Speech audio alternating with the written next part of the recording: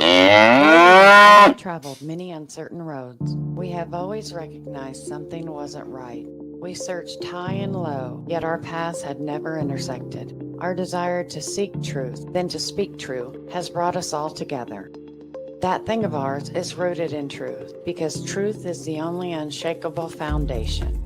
In the greatest book, it states in John 8:32, "For ye shall know the truth, and the truth shall make you free." Truth is a powerful force.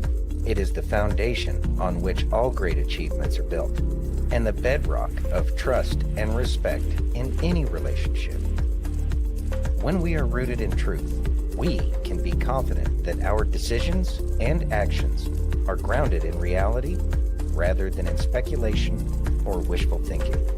The pursuit of truth is not always easy. It requires courage, perseverance, and a willingness to face uncomfortable facts. But in the end, the truth is always worth it. It allows us to make better decisions, to build stronger relationships, and to create a more just and equitable world. From politics and world events to entertainment and pop culture, we've got you covered. We'll explore our history and the stories that matter to uncover the truth that lies at the heart of each one. With our fingers on the pulse of the news cycle, we'll provide the insights and analysis you need to stay informed and engaged. As we stay rooted in truth and let the truth guide us in all that we do, let us be willing to listen, to learn, and seek out the facts, even when they challenge our own assumption or belief. Let us never forget that the pursuit of truth is not just an individual endeavor, but a collective one. Only by working together With honesty and integrity, can we build a better future for ourselves And for generations to come. this is That Thing of Ours. How's it going, everybody? Thank you for joining us today on this Wednesday, 27th of August, 2025. I'd like to thank each and every one of you for joining us on Facebook, YouTube, Twitch, Rumble, Locals, and Pill.net. And if you haven't already, please take a minute and give us that virtual hug. If you're over on Rumble or YouTube, hit that thumbs up. If you're over on pill.net, take that red pill. And if you're over on Facebook, you got like 7 choices. So run over there and clickety click. Clickety click, everybody. All right. Well, it's Happy Hump Day. Hump Day. Yeah, it's Wednesday. Here we go. Off to another Mittwoch and moving on. You ready? Yeah, let's go ahead and Let's say say hi hi. to the fam. Let's say hi to the fam. We got Chad in the house. What's up, Chad? We got Mike in the house. Mike. What's up, Big Mike? Not that Big Mike, whatever. Never Yeah. mind. We got Chops in the house. What's up, Chops? We got Silver in the house. Hey, Silver. We got Miss Dawn in the house. Hello, Dawn. And Miss Carol, I'm sure. And Carol by as the well. way, and Cal Bear. And Cal Bear, yeah. And there's the beautiful Miss Steph. Hey, Steph. So, Oh, excuse me. Good evening. there you go. There we go. I didn't want to miss out on that one. Right. There's There's Carol. Carol. Hey, Carol. See? Mike. What day Guess is what it? day it is? Hump Day. All right. Hump Day. Yeah, for some reason, that commercial just will never leave our minds. Ever. Damn you. Damn you. Insurance companies. Damn you, Geico. I didn't want to say their name, but whatever. I don't care. I mean, I don't care. they probably don't mind that. Yeah, that we yeah. just said it. We can't- For yeah. all, 6 people that watch our show. Oh, stop. There's 18. Okay. And then everybody on Pilled and all the other places. Hello, Carol. We love you. And we thank y'all for being here too. Yes. We do. Y'all are amazing. Hump Day. Hump Day. You ready? Yeah, are we done wasting time here? Never a waste when we're talking to the fam. I guess. All right, fine. Okay. Would you read that, please? All right. Zionist Mike Huckabee says people who are anti-Semitic are against God. Let's listen. The ambassador has a very interesting view of anti-Semitism.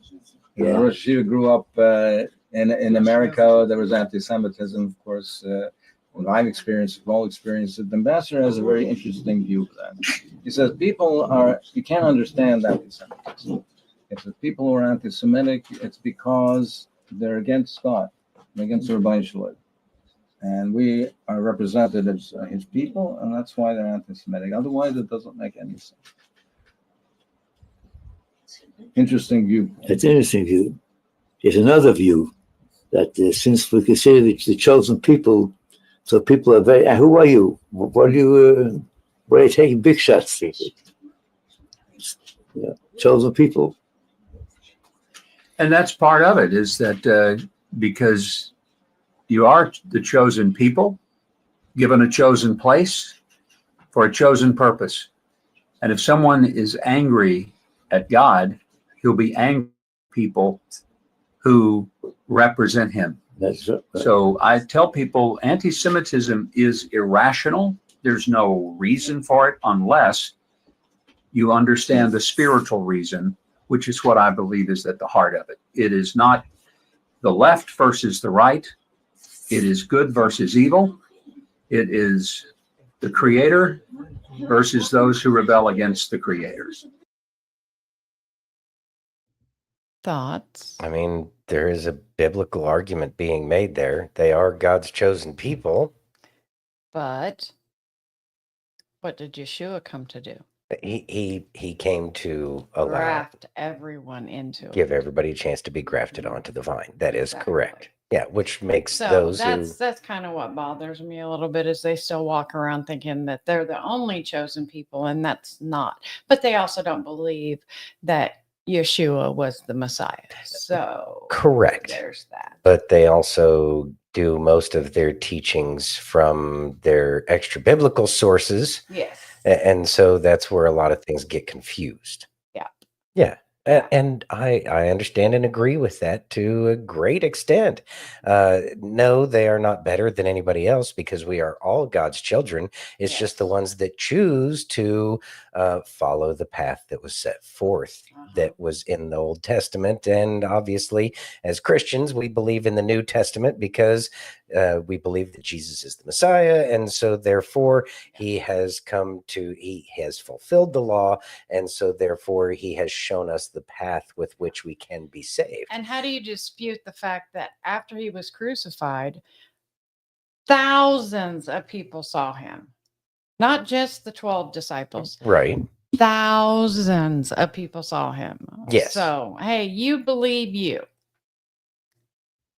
They are the vine. We are grafted onto it. Actually, Yes, sir. God is the vine. Yeah. Yeah. Yeah. We are the branches. Yeah.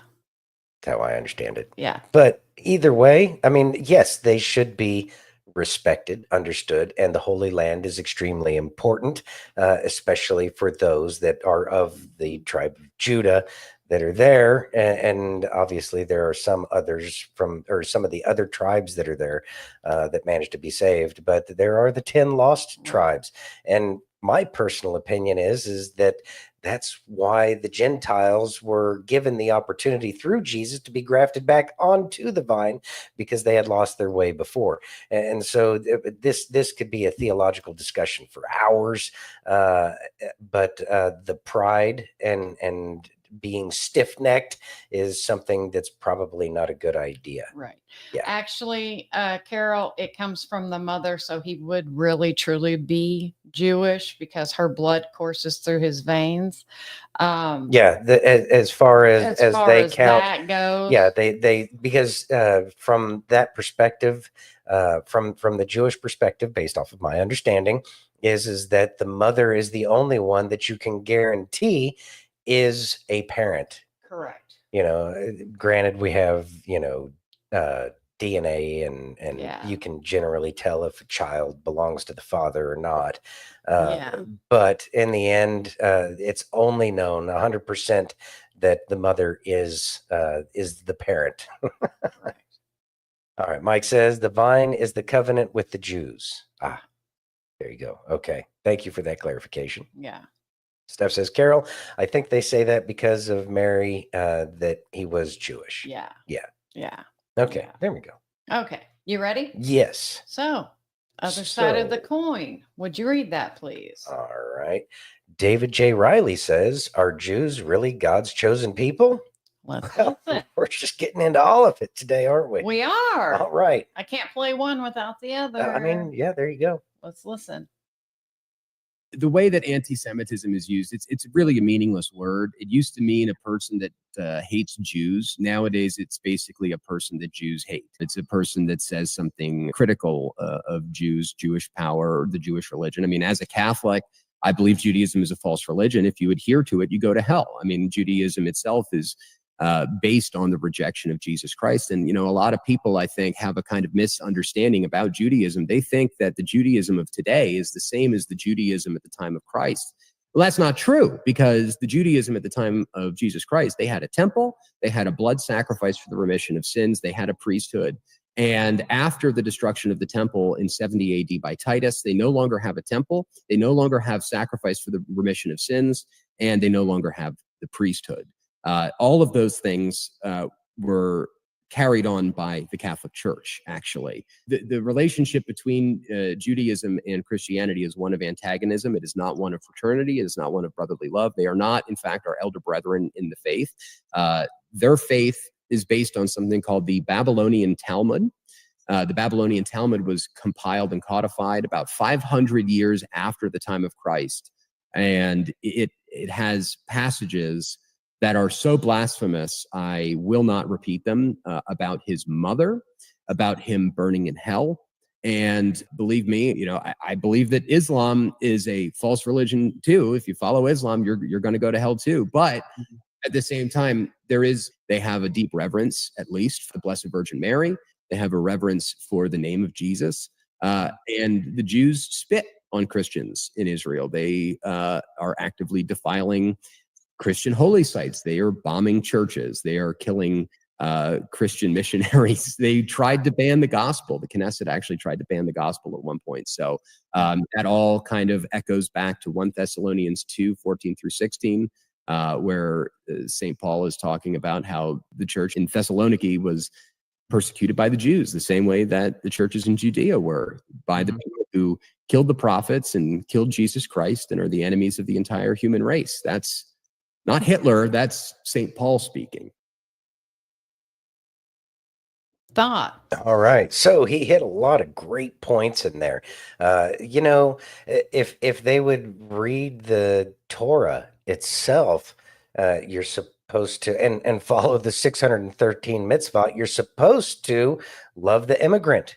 And as these people, whether or not they are following the exact ways that specific sects of Judaism follow, does not, like everybody else, it's like the few people who are white who hate people of color, or the few people of color who hate people who are white. It's the same thing. They don't represent the entirety of anything. Yeah. And so these people spitting spitting on somebody else of another faith, it's like those are just rotten people to their core, and God's going to deal with them on their own. Yeah. Also, the way I Vengeance feel, is mine, saith the Lord. exactly, vengeance is mine, saith the Lord. And I would say that just like it says in the Old Testament, that, okay, these people want to follow this, then they will be judged by their faith and the rules of their faith, in which case I think the point of that is nobody's going to be able to follow every little tiny aspect of whatever religion is. And that includes people who worship Thor. You're not going to be able to live up to that. And so, okay, if that's what you want to follow, that's what you're going to be judged by. And your eternity will look like that, which means that you believe in Valhalla, which means you're going to be reborn constantly. And you have to be the best warrior that ever walked the face of the earth before you get to rest in Valhalla for the rest of your days and get your, beer out of a goat or whatever it is. So, I mean, if this is what they want to believe, it's going to be something that they probably wish that they would have rather followed the tenets that are in the Old Testament and really in the New Testament, because it's a lot easier to, follow that path if you're actually following it. So yeah, that's its own thing. Good luck to those people, because in the end, God wins. Yeah. He does. And not these people who have hijacked. I got it. I'm looking. I'm getting there. Anyways, I'm Mike says, believe a podcaster or the Bible. I'm going with the Bible. There you go. Yep. I agree. Yeah. Well, you have to. This is a great book. Pick it up. Yeah. Read it. Read it. Give the book a read. It's pretty good. Pretty good. There are some times that you're like, woo, that's a lot, but it's worth it. It is worth it. Yeah. All right. You ready? Yes. Speaking of the Bible, the importance of faith. Let's listen. How about that? What if everything God wants to do will not take money? What if what God wants to do through your company, your business, your family, and your life does not take smarts? What if the only payment you need to change the trajectory of generations with your last name is, shout it at me, faith? I'm going to help you believe in God to the point that faith becomes the thing that you wake up with, you go to sleep with, that you give away when you go to the grocery store. People gonna walk around you and be like, I don't know why, but when I hug them and I talk to them and I get my hair done from them and I listen to their music, and when I go to their kid's birthday party, something in me leaps. Woo! I don't know, there's certain people I get around and my baby jumps. The thing that's on the inside of me says, uh-oh, somebody's around that can help me believe. And that thing that we all need is, shout it with me, faith. Without faith, according to John 3:16, we can't be saved. Without faith, we can't pray, according to Matthew 21:22. Without faith, we can't live the Christian life that we're supposed to, according to John 10:10. You need faith. Thoughts? All right. I mean, honestly, faith is where so much of it's at. Faith helps.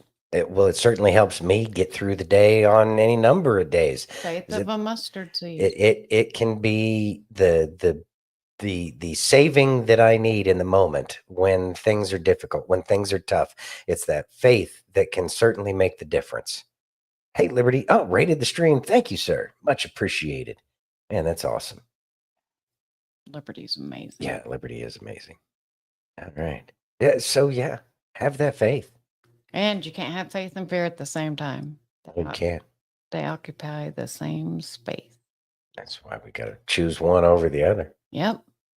You ready? Yeah, I'm ready. Would you read that, please? All right. America's first Islamic-controlled city enacts Sharia. Non-Muslim arrested over a Facebook post. Let's listen. In Dearborn, Michigan, now a Muslim-majority city, free speech is dead, and Sharia justice has taken a hold. Anthony Young, a 27-year-old non-Muslim, makes a reckless Facebook post, and Dearborn police rush in, arrest him, and treat him like a terrorist. Meanwhile, year after year in Dearborn, Muslims openly march chanting "Death to America," praising Hezbollah, while police look the other way.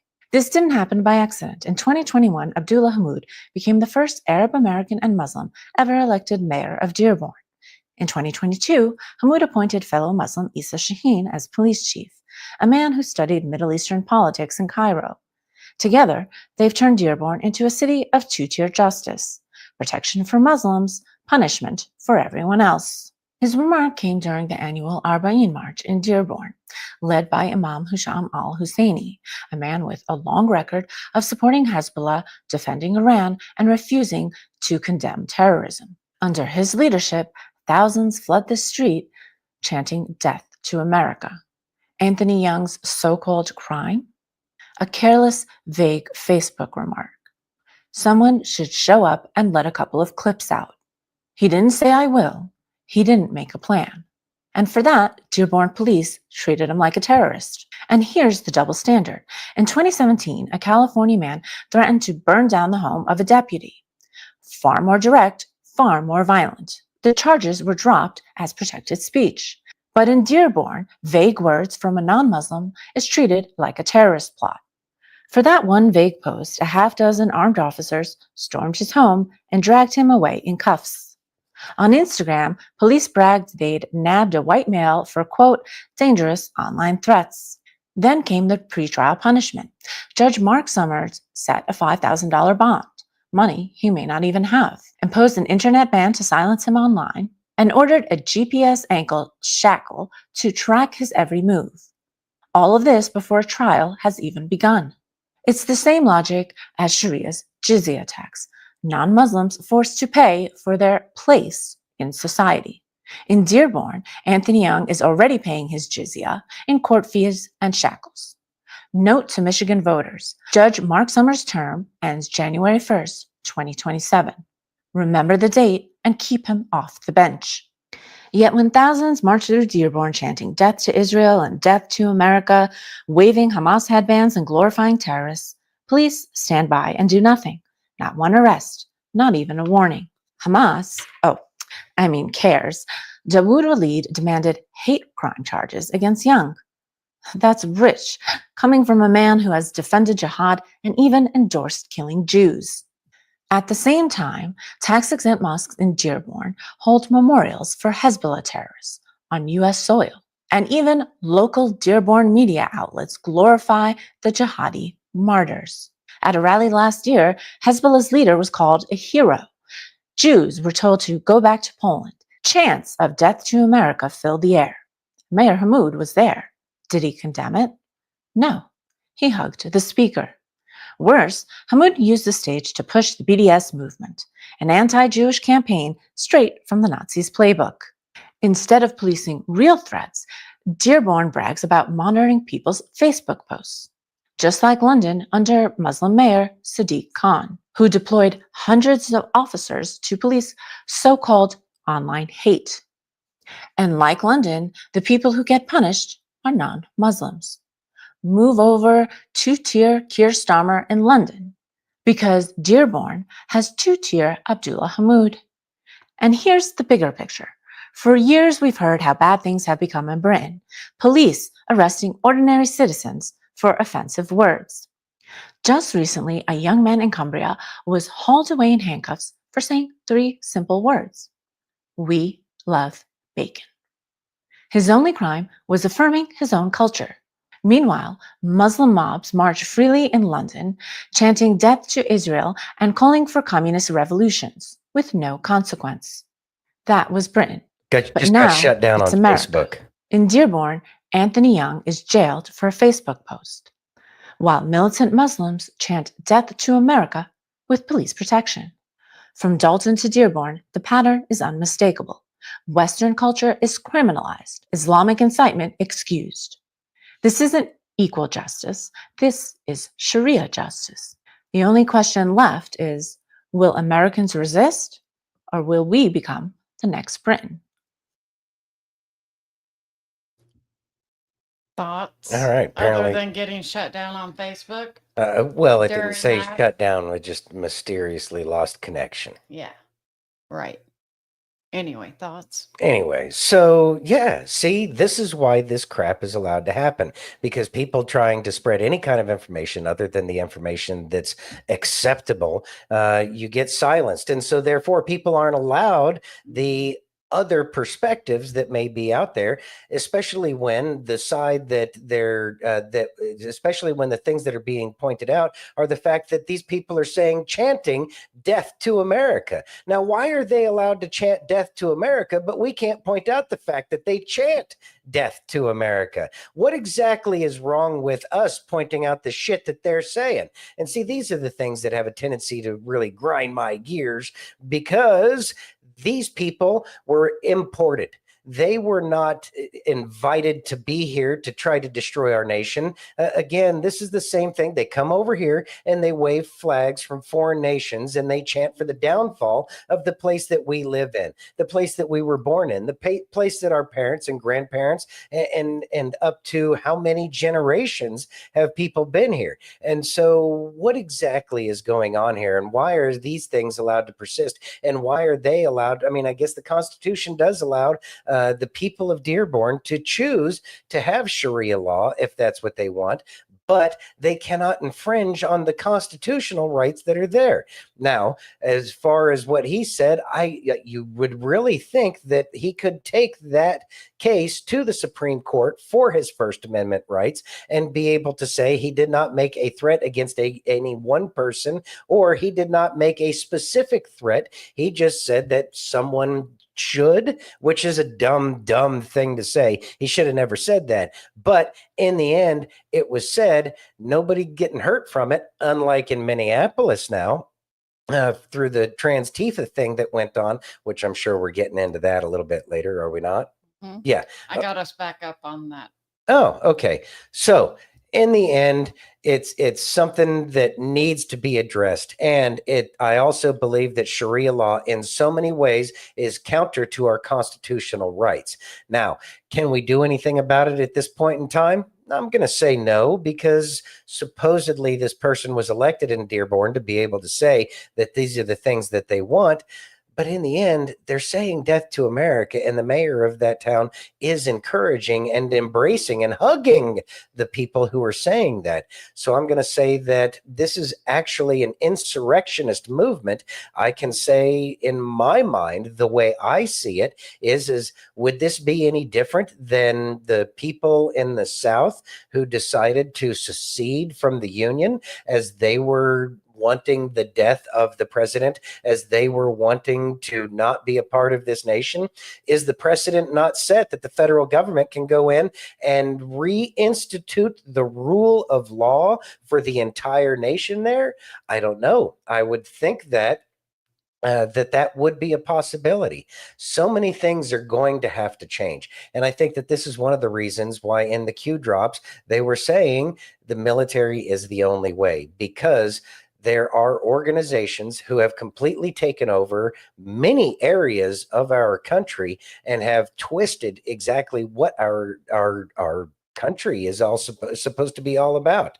We got a lot of problems that are going to have to be dealt with in the future, and it all involves around following the traditional principles of the Constitution and the rule of law. Yeah. Steph says they need to go too. Visas revoked. Yeah, if they're on a visa, if they are immigrants, if they are still in a green card status, yeah, you have no reason to be here anymore. If you hate this country so much, yeah, take it on the arches. Get out of here. Yeah. Mike says, I don't trust anyone that doesn't eat bacon. Sorry, Mike.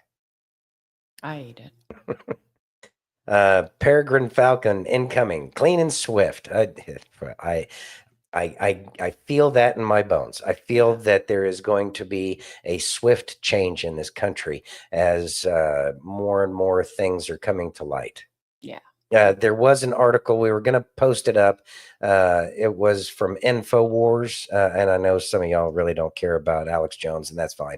I don't think he's the greatest person on the planet, but I do think that he gets some good information out there. But he had Roger Stone on, and Roger Stone was getting at that what was it? The grand juries. The grand juries are starting to be formed, and they are starting to go through that. So we'll see what happens. But yeah, once all this goes down, I have a feeling that those who chant death to America and wave their foreign flags here on our soil will be considered the invaders that they are. Yeah. You ready? Yeah. Would you read that, please? All right. It's okay. It's big. Democrat mayor of Minneapolis, Jacob Fry, slams people praying after the Catholic Church shooting. Oh, yeah. It's so awful. They're praying. Oh, how terrible. Let's listen. Of a deceased child. You cannot put into words the gravity, the tragedy, or the absolute pain of this situation. We are a Minneapolis family. But to everybody out there, do not think of these as just somebody else's kids. Those families are suffering immense pain right now. I hear a gun grab coming. Think of this as if it were your own. Every one of us needs to be wrapping our arms around these families, giving them every ounce that we can muster. These were Minneapolis families. These were American families. And the amount of pain that they are suffering right now is extraordinary. And don't just say this is about thoughts and prayers right now. These kids were literally praying. It was the first week of school. They were in a church. These are kids that should be learning with their friends. They should be playing on the playground. They should be able to go to school or church in peace without the fear or risk of violence, and their parents should have the same kind of assurance. Thoughts? Weren't the school leaders begging the governor to help secure their schools over 2 years ago? Yeah. Yeah. So, you know what? Obviously, that man has no idea what he's talking about. Yeah. You know, does he expect the entirety of the nation to show up there and hug the families? Is that what he wants? Does he want the whole nation to show up? I have a feeling that if the whole nation decides to show up into Minneapolis, that He's not going to like it. he's not going to like that, because the whole nation's going to get sick and tired of everything, not only that we've been hearing, but once we actually observe it, we might want to make it more America again. Yeah. Yeah. So, you know what? The amount of corruption that's going on over there in Minnesota, I'm going to say that there's a lot of Minnesotans there that really do love their state, actual people who have been there their entire lives, that would support the real America that it was before. Yep. Yeah, so yeah, he's going to have a tough time in the future too. I Yeah. have a feeling, trying to keep his spot as mayor. Steph says, these people make me sick acting like this. And you took the words right out of my mouth, Santino. Oh, thanks, I think. I was just getting ready to put that in the chat. Stick a sock in it, Fry. Hope says, anyone else think it's an operation to expose, snatch up? Who else here is against America? I think that that's the case. And God, why would he make reference to the fact that they were praying? Is he expecting the thunderbolts and lightning to come down to protect the children at that moment? Obviously, he's never bothered cracking a Bible open to find out exactly what's going on in terms of what God thinks and feels. But these things are all being done to expose and enlighten people as to the problems that are going on. It's going to continue to happen until the people get sick and tired of this, and they finally demand change. The thing is that these leaders were put in these positions of power so that way they could do the things that they were supposed to do to protect the people that they have sworn to defend and protect. Their job is to keep order in the specific area that they were elected to do this for. And so they can allow all of these martyrs to be created constantly. But the thing is martyrs have a tendency to gather more steam than all of the hot air that comes out of these worthless politicians. Politicians are the problem because they have no soul other than their own desires, and their own desires get them to these positions of power. And then they find out that they're sorely incapable of doing the jobs that need to be done. Justice is coming. It's going to come, and it's going to be legal, and it's going to be done by the Department of Justice, and it may involve the United States military or at least the National Guard, which is sent in that has been federalized. Things are going to change, and people are starting to beg for that. People are tired of it. People want to see justice, and we're sick and tired of seeing our children get murdered in cold blood by Trans Tifa and all of these organizations that don't belong in this nation, that the politicians were supposed to be taken care of and prevent from coming in had they only followed the law that was supposed to be there. Justice is coming, and it's not going to be just justice. It's going to be a reckoning, and we will have our nation back. Hey, Cal Bear, thanks for joining. I'm feeling like I'm in fuego tonight. Yeah, you are. Steph says, no, he's afraid the Thunderbolt and Lightning going to get his ass. Boy, that's the truth. Hope says to snatch the chaos characters before the next step in the plan. Yeah. Yep. You ready? Mm-hmm. Would you read that, please?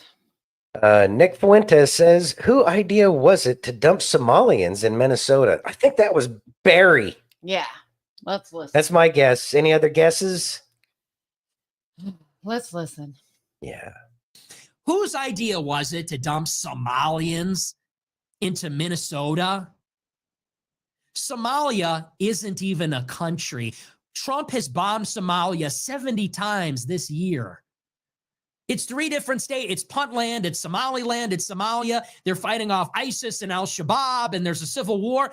Whose idea was it to bring these clannish, low IQ, violent gangsters and thugs worshiping Islam into utopia, into the white utopia known as Minnesota? Whose idea was this?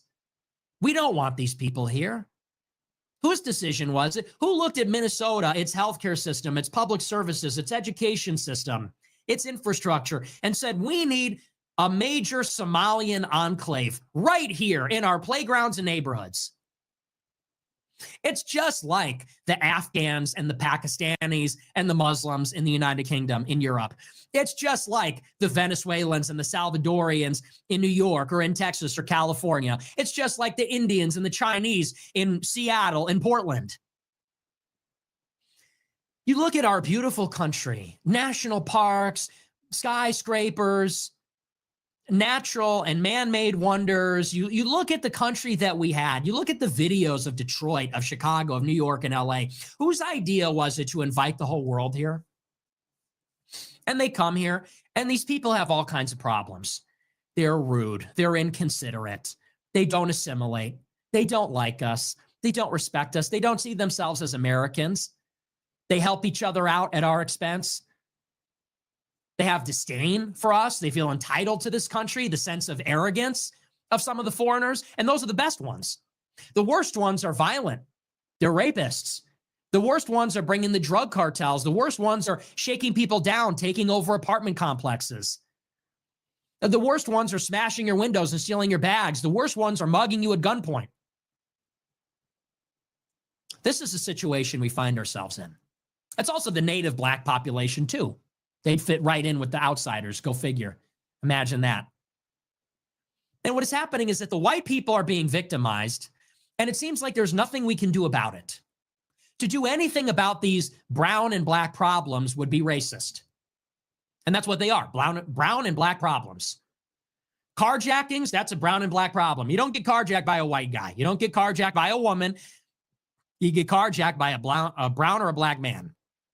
Okay? These are brown and black problems. We can't do anything about them because they're racist. Thoughts? Okay, I wasn't exactly following everything he was saying there. I got sidetracked right off the bat because I could have sworn it sounded and kind of looked like Andy Rooney at the end of 60 Minutes. Yeah. But that was back in the day. Anyway, so the problems, we haven't been allowed to speak about the problems because they've always used the race card right away. And this is the thing that has allowed so many of these things to occur. These people that are coming from out of these countries that are not assimilating into our culture, and that is one of law and order and a respect for the laws of the land.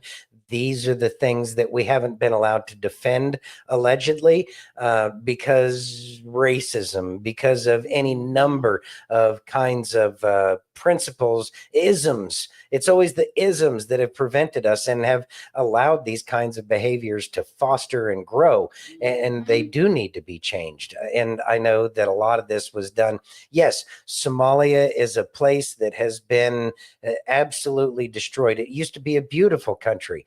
Look at the pictures of what Somalia looked like and Ethiopia back in the 50s and the 40s. It was a beautiful country. It was growing. It was thriving.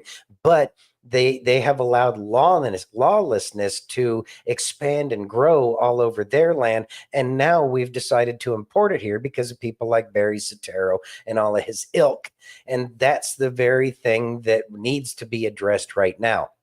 And it has spread into other cultures that are American, because all of these things that are anti-God have not only been allowed to flourish, they've been given a case of miracle grow, and it's been just happening all over the place.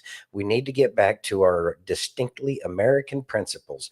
And until we can do that, until President Trump has the ability to do the things that he needs to do, we're going to continue to have these problems. But it's only a matter of time that all of the evidence and all of the pieces are in place in order to take America back and make America great again. Yeah, that would be great.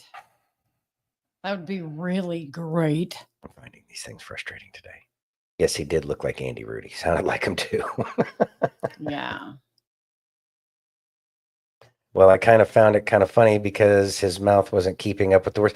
Yeah, we're getting some interwebs problems. I've noticed that we're not having the sound sync up with the video, and really, there's nothing we can do about it from our end. Because we have the highest out there. Yeah, we got gig internet. I don't know how much, whatever it is. It is what it is. May as well be using a 14.4 modem. Yeah. You ready? Yeah. How about some Kelly? All right, we could do some Kelly. Let's listen. All right. Oh, son. Oh, son, have I got a testimony for you. I just walked out of the dentist, okay? Let me tell you the truth. I hate the dentist. Terrified of the dentist. Terrified. So much so that if I were to go, I'd have a panic attack, all right? So I went today to get a cleaning because I got a root canal yesterday, and they're like, bro, you got to fix your teeth, man. Like, there's some issues here, dude. And I'm like, all right, I've been in pain so long. I've dealt with this so long. I'm ready to just deal with it. So I went in there, and she said, when was your last cleaning? And I was like, probably 10 years ago. I'm not going to lie. She's like, okay. All right, get ready. Here we go. Buckle up, buttercup. And so I say, well, hey, hang on. I was like, can I get like some gas or something? Like, I'm going to have a panic attack. Like, this is going to be awful. She's like, sure. So they get the gas going, right? So I'm laying there, and they start the cleaning. She's like, man, you got this buildup on your teeth. And I'm like, well, I have a few teeth that hurt so bad. If anything touches them, like, it hurts so bad. She's like, well, listen, man, it's going to hurt, but I'm going to get this off there, and you're going to feel so much better. I was like, whatever it takes. Just get it off, whatever. I'm ready to feel better. I'm sick of this. So she's there working on it. She's scraping stuff out. I mean, I can hear it grinding and scraping, and it hurts. It hurts. It hurts. But I wanted freedom from it so bad that I let her do it. And she's sitting there hurting me, and I just heard the Father speak, God speak to me and said, you gonna get mad at her? It's like, no, why would I get mad at her? She's hurting you. I said, yeah, but she's not trying to hurt me. She's not trying to hurt me. She's trying to help me. And God said, Callie, that's what I've been trying to do. I've been trying to help you. You've been teaching people there's purpose in pain. There's purpose in pain. But then you won't go through the pain to get to my purpose. Wow, I'm like, what? And I tell this lady, I said, hey. I said, take the gas off. Take it off. Take it off me now. I don't need it. I don't need it anymore. She's like, excuse me, sir? She's like, this is probably the gas. I'm like, no. I was like, seriously, is to get it off. Take it off. And so we go through the process of getting it off. And she goes, honestly, she said, now I can help you a lot better because that was in my way.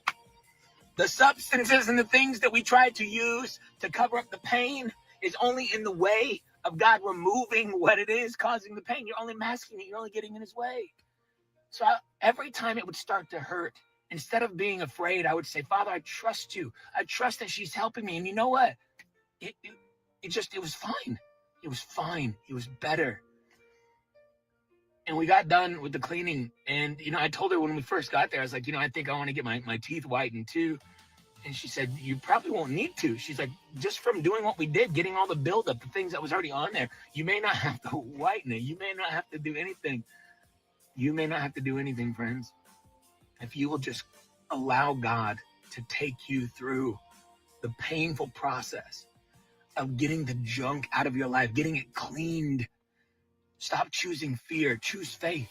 Trust you, because you can't have both at the same time. Fear wants you to believe something that hasn't happened. Faith wants you to believe something that hasn't happened. Listen, let my mistake be an example to you. There is purpose in the pain, but you gotta go through the pain.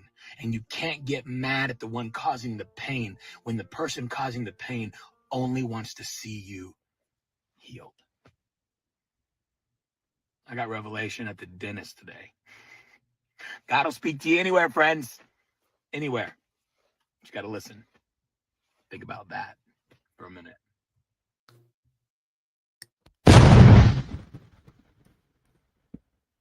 Thoughts? Wow. And boy, isn't that the truth? Going through pain, trying to deal with it. And it's like, oh, it's making things better. Like that's a perfect analogy, and it's an amazing way to think of it. Boy, he really is led by the Holy Spirit in so many ways, and it brings so much clarity into my life already. Like my mind is just racing already with it's like, yeah, yeah. I mean, I already knew that going through the pain was the very thing that was, trying to make my life better, trying to fix all of the things in my life. But when you have it in that kind of a perspective, it's like, no, I'm not going to get mad at the dentist for, digging at my fangs or anything like that. I mean, that's what it is. But it's like they're doing their job. They're not trying to hurt me. Well, yeah, of course, God isn't trying to hurt us. It's just going to be painful because things got in the way. Wow. Wow. Anyways, Cal Bear says Silver has perfect teeth. That's amazing. Congratulations. That in and of itself is a great gift, having perfect teeth. It Yeah, really is. yeah, that's great. Are you ready? Yeah. Would you read that, please? All right. Let's see. General Michael Flynn asks what we've done to. That's in the way. Oh, sorry. General Michael Flynn asks what we've done to fight for American freedoms. Let's listen. All right. So this period of time that we are in, I call it the third arc of U.S. history. And we could lose this country, just like the American Revolution, just like the Civil War. Now, it's a difficult thing to define, right? Victor Davis Hanson calls it a sort of a counter-revolutionary movement, right? Because it's like this rise of something-ism, right? Communism, Marxism, Islamism, fascism, but this ism. I mean, I'm staring at one of the greatest, not only the greatest mayors, but one of the greatest men that I have ever known, one of the greatest men in the history of our country, sitting right there, and will be written in the history books for the things that he did, not just in New York, but what he did for this country. And we're about to see a radical Islamist become the mayor of New York City. That is a bellwether. New York City, when we say bellwether counties out there in elections, right? We got 20 bellwether counties. If you win these counties, you're going to become the president. Well, a bellwether for this country, for the rest of the world, is New York City. So I'm going to go up there tooth and nail and see what I can do to help. Because I'm looking at it and I'm saying, God, I'm listening to what this guy's saying. But these are indicators. I'm a soldier. I'm an intelligence professional. I'm a general. I've been at war. I've served 5 years of my life in direct combat operations, okay? 5 years away from my family. I'm not, and thank you for that. But we are in a period of time where I'm looking at the country and I'm saying, my God, what is going on? And I've been watching this for a while. And of course, like I say, and many of, if you have heard me, I've said, I fought for overseas for so many years, and I come back home only to find the greatest threat that I was going to face is right here at home against what we now, everybody calls the deep state. It is an infiltration. It is an infiltration that's been going on for a long, long time. And I talk about it in different things that I've written about. Their strategic plan was 8 years of Obama, 8 years of Hillary Clinton, and there would be no such thing as the gateway pundit there, Hoff brothers. And I love you both because you guys have stood the test of time and fought for this country. And we're having this not just as a vindication celebration, which it is, but this is actually another one of these calls, a call to arms, if you will, right? To use it metaphorically. For the man sitting in the front there with a knife. Yeah. pay attention to everything. So we are in an existential period of time. And now it's your responsibility, right? It's your responsibility. So people that are watching online, people that are sitting in this audience, and people that hear this over the next month or so, or however we put this thing out, we have a responsibility as citizens of this country. Everybody comes to me all the time. A lot of you in the military, thank you for your service. And they come to me and they say, thank you for your service.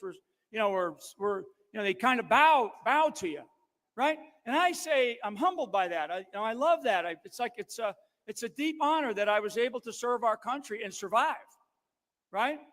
And so what I do is I try to turn the conversation around to those that are coming in, because they usually say, I never served, my father served, my grandfather served. And I say, look, how do you serve now? How are you serving this country now? Because we cannot go to the gates. This is not a time to go to the gates. We have a president of the United States that's in there that is doing his damnedest to stop a couple of wars overseas, close our border, protect our citizens, stop this killing by fentanyl on our streets of America by the Chinese. All these things that he's got going on, that he's juggling all these crystal balls. It doesn't take just him, right? And you have to understand that. People come to me all the time and go, hey, can you get this to Trump for me? And I look at it and I'm like, well, what are you doing about it? Right? I mean, what are you doing about it? Thoughts? Job as citizens is to be active participants in the government. That's one of our biggest problems. All you have to do is look at the midterm elections and find out so many Americans aren't doing their job. Why? Because it's not the presidential election season. Every 4 years is the only time people vote. And I'm going to tell you right now, I'm just as much a problem when it comes to that. I need to be more active, but that's I drag him out. I drive him crazy. But these are the things that we need to be doing. We need to be talking to the people that, the people around us, and get them excited about being involved. We need to understand more about our form of government and exactly what it is. And especially when there are big threats like what's going on with Mom Donnie in New York. Get active, get people to be active. It's about being active members in our government. And I can't remember the specific quote, and I think it was either Plato or Socrates.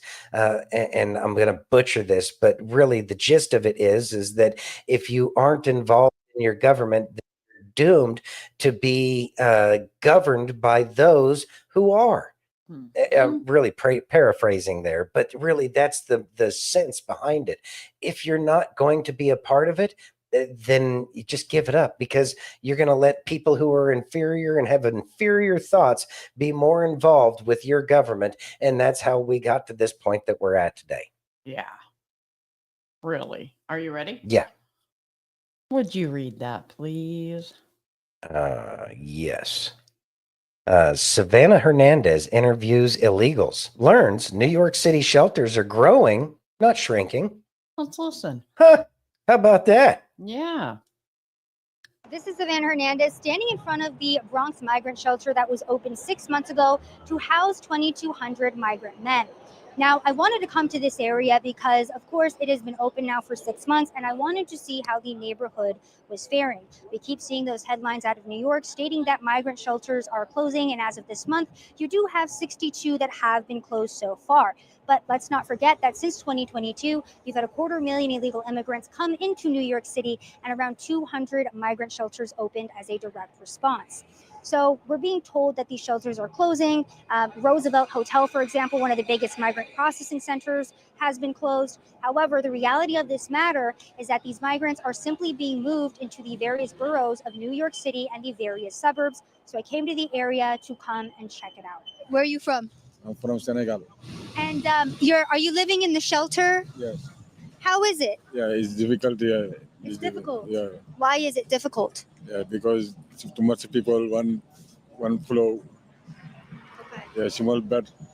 You don't eat too much, Living in the shelter is Like, it's not easy, but we don't have choice. Like, it's no good food over there. They're not helping people to find job. I live in shelter right now. What's it like living there? That's my first month to be in shelter. Before, when I was right here, yeah, I was trying to work every day outside. I tried to sell fruit with some people who from Mexico. But I lose that job. I can't pay my house anymore, and I come right here. You had a house before. Oh, before I was paying. As an immigrant, you don't have a lot of things to do, but it's okay here. We feel free, we feel comfortable, we feel secure here. And I heard that some migrants were getting apartments. Do you have any friends who were able to get an apartment? Yeah, some of us got already apartment. Some people got job quickly, and yeah. The shelter not easy. Yes. Why isn't it easy in the shelter? What's going on in there? Because a lot of people, is the sick. No, you go to the hospital, a lot of people is not good. Has it been hard to live here in the U.S.? Yeah, no, it's better than Africa, but we don't have now job work. That's why even me, my case is closed. Now, these African migrants who state that they can't work and that's why they're hanging out on the sidewalk are just one angle of this story. The other angle is, of course, the crime that is stemming from the Bronx and bleeding out into various parts of New York City. I've had a lot of local reporters that have been highlighting to me that moped robberies have been a really big issue, not just recently, but over the last couple of years, of course. And to give you guys an idea of what's been happening in the Bronx and surrounding areas over just the past couple of months, this week, for example, an off-duty police officer was involved in a shooting in which an illegal immigrant and his accomplice on a moped rolled up, flashed a gun. This resulted in the NYPD officer opening fire. One of these illegals was fatally shot. Just 15 minutes prior to this incident, however, you had 3 other gunpoint robberies by 2 migrants on a moped that had happened in that same vicinity. So, of course, police officials thinking that those suspects were the same people. Now, that's one incident that happened just this week. There's also been a string of course, these moped robberies and these drive-by chain snatchings. You have a suspect here in the Bronx that has been targeting women and children. He snatched the chain off of a 5-year-old. He snatched the necklace off of a pregnant woman very recently. And this is a crime that has been happening quite pervasively throughout the Bronx. And of course, this is happening as well and has been happening in Manhattan too. And you had an entire gang of migrants on mopeds that were tied to a string of 62 robberies. I don't know if you guys remember this video of that 62-year-old woman who was dragged across the street by one of these migrants in an attempted robbery. So this has been happening for quite some time now. Also, too, one more example of how out of control the crime in both the Bronx and surrounding areas have been. Let's not forget the Customs and Border Patrol agent who just last month was shot in the face after another altercation with illegal immigrants on a moped. Now, these 2 illegals have since been indicted. They were from the Dominican Republic and, of course, were found to have a long criminal rap sheet, including kidnapping, armed robbery, and, of course, were in the country illegally. So I just wanted to give you guys an idea of what is happening here in the Bronx. Like I said, we're seeing the headlines from the mainstream media that these shelters are being closed down, that the migrant crisis in New York, because it isn't as visible, isn't as prevalent. However, the reality is a lot of these shelters simply being opened up in these neighborhoods. And by the way, a quick reminder, the Bronx residents very outraged before the opening of the shelter because they had 0 say, 0 vote, or 0 opinion as to whether or not they wanted the migrants moved into this area. So just wanted to give you guys an idea of an update on the migrant crisis in New York City in 2025. Thoughts? Sounds like it's a good time to start carrying a cane. Yeah. You know what? And this is the reason why they wanted to stop people from having gun ownership in New York City, because these people would not have a chance. The fact that they took them out of one small area and spread them throughout the different boroughs of New York City tells me that they're trying to cause more problems. It seems intentional. It seems as though that's part of the plan. So you bring these people over here, you don't have jobs for them, you have them not have the ability to do anything, you underfeed feed them. And so what do? They have nothing but a whole bunch of time to figure out new and exciting ways with which to go ahead and try to make some kind of a living, because nobody wants to be stuck in an area where the beds are too small and you're not getting enough food. So what do? You want to try to make some money, and a lot of people are going to try to go out of their way in order to try to get out of that scenario where all of these sick people are in an enclosed space. Shit, he was practically saying it was almost a little bit easier back in Senegal where he came from, even though that's not the case. Senegal's a terrible place that needs a lot of help, but that's another conversation for another time. So what needs to happen is you have to go out there and you get a job. Some people get very desperate very easily, and so they turn to crime. They get a moped and they start snatching chains off of people's neck. And those are absolutely horrendous videos to watch. Are dragging them along. Yeah. A 62-year-old woman. That is disgusting. Yeah. So really, carry a cane. That would be my guess. Are swagger sticks, are they illegal? Are they legal in New York? I don't know. Probably Maybe not. carry a swagger stick. Yeah, they're probably not legal. But a cane is, and you don't have to have any kind of medical condition to have a cane. And nothing says that you have to walk around as if you need the cane. Yeah. Just put it over your arm, carry it in your hand, carry it underneath your arm, whatever you got to do. But somebody's acting like that. Yeah. Somebody's going to leave you alone if you start baiting them with a stick. Just go all Teddy Roosevelt, walk softly and carry a big stick. Yeah. Mike says, send them back home. Problem solved. It seems like that would be pretty simple concept. Yeah. Cloward Piven strategy. It also seems like a strategic move to move them out into the boroughs, so that way the problems get spread everywhere. Yeah. Makes it more difficult. And really, if you're trying to take over, militarily an area, you're going to want to spread the troops out some. Huh? Yeah, that's illegal too. Yeah, pepper spray and stun guns are illegal out there. You're not allowed to can't have any of that. No bear spray. No, none of that. No, that would make sense. Yeah. Well, New York. Yeah. Better get smart real quick. Yeah. Vote right. Canes should be getting sold out quickly. And I don't mean right as in, I mean, vote the right way. Yeah, vote the right way. You ready? Find Jesus. Let's listen. All Speaking of Jesus. All right.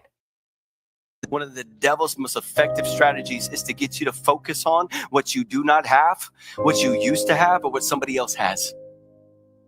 Why does the devil do that? Because if you're always looking at what somebody else has, you'll never look in your own house to see what you have.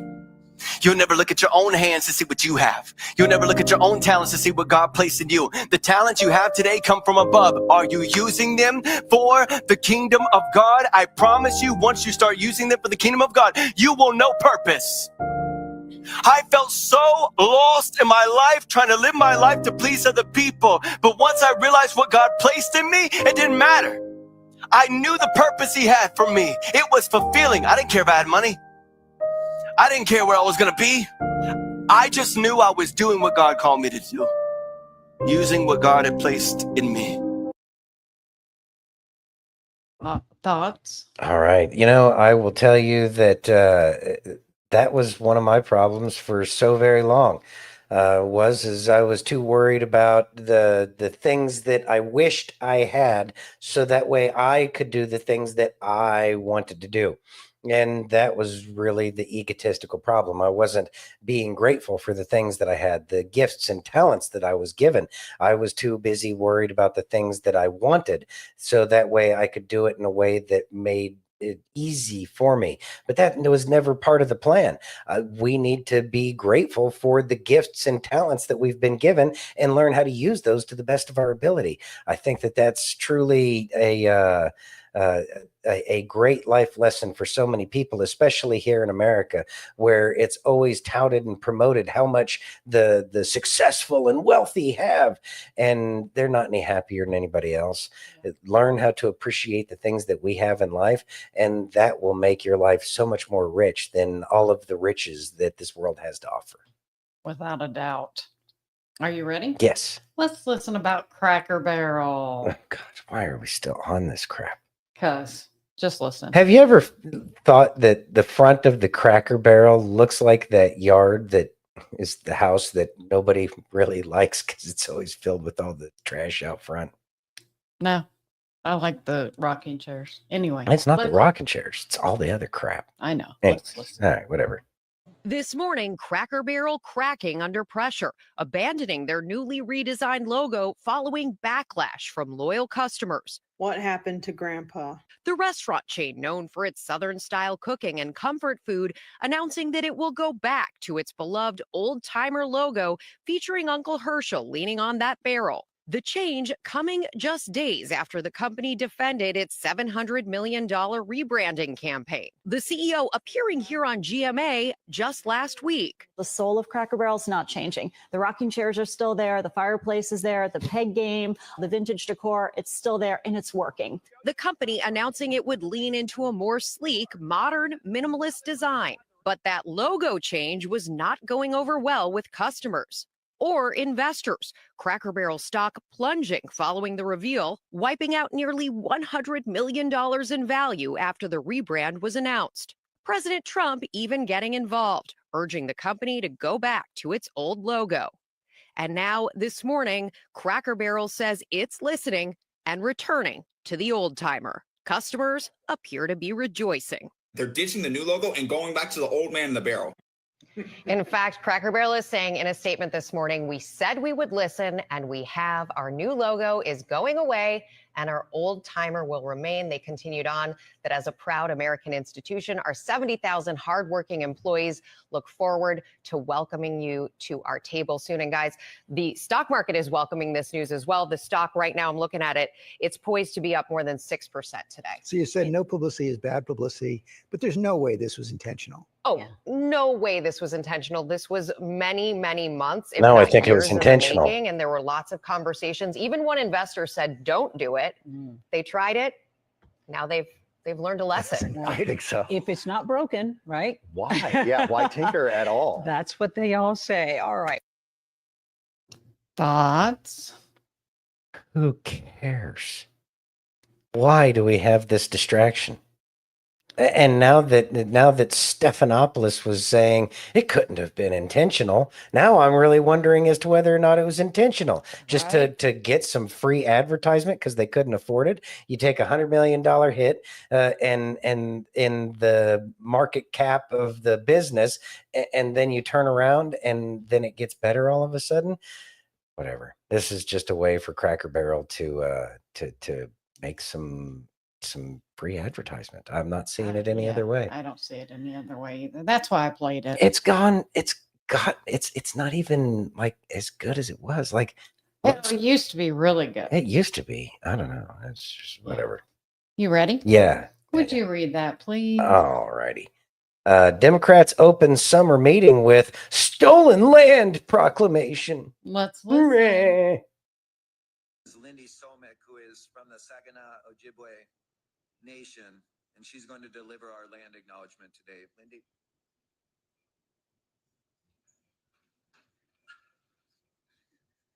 Bonjour, Lindy Somek, Nindichinikas, Amekdodam, Saginaw Chippewa Dojaba, Anishinaabe Kwe, and Dow. Good morning, DNC members, friends, and relatives.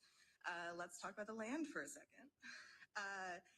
The DNC acknowledges and honors the Dakota Oyate, the Dakota people, who are the original stewards of the lands and waters of Minneapolis. The Dakota cared for the lands, lakes, and the Wakatonka, the Great River, the Mississippi River, for thousands of years before colonization. This land was not claimed or traded. It's a part of a history of broken treaties and promises.